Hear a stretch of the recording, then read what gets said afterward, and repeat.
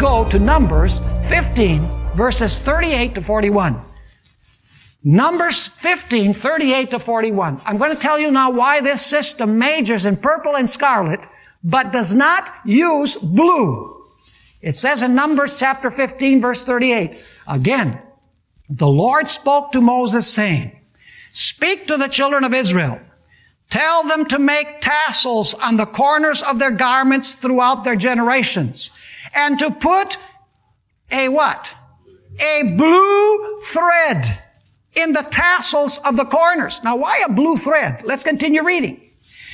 And you shall have the tassel, that you may look upon it and remember all the commandments of the Lord and do them. What is the purpose of the blue? To remember all of the what? All of the commandments. Would the harlot do that? She can't wear blue. And so it says, and you shall have the tassel that you may look upon it and remember all the commandments of the Lord and do them.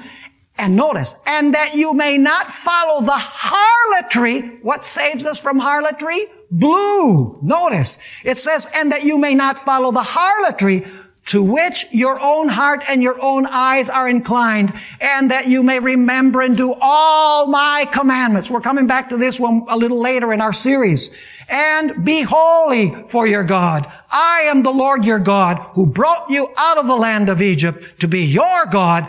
I am the Lord your God. In other words, he's saying, I am your husband and you are my wife. You shall not be a harlot. In order to remember not to be a harlot and to keep my commandments, you're going to wear this blue thread. Blue. With this religious system, you'll never find the color blue used, which is very, very interesting.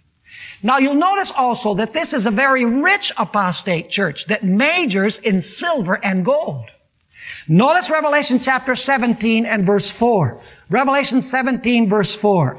The woman was arrayed in purple and scarlet and adorned with what? With gold and precious stones and pearls, having in her hand a golden cup full of abominations and the filthiness of her fornication. I want you to notice also that this church has a history stained in blood. In other words, it's a church that has persecuted God's faithful people and has shed their blood throughout her history.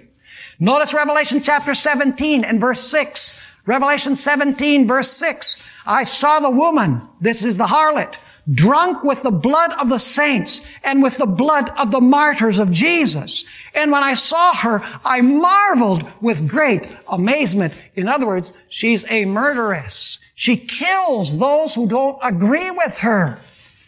Now I want you to notice also that Revelation 17 says that someday the kings of the earth are going to hate her, and they're going to make her naked, just like happened with Israel in the Old Testament. Notice Revelation chapter 17 and verse 16. Revelation 17 verse 16. And the 10 horns which you saw on the beast, these will hate the harlot, make her desolate and what? And naked, eat her flesh, and burn her with fire. Is there a very clear parallel between God's Old Testament Israel and the Christian church? Absolutely. Both started out well, but both apostatized and became a harlot. And therefore God said that he was going to destroy both. But the particular issue that I want to deal with today has to do with the cup that this harlot has in her hand. I've left this till this moment because it's the central focus of the rest of our study together. Notice Revelation chapter 17 and verse 4.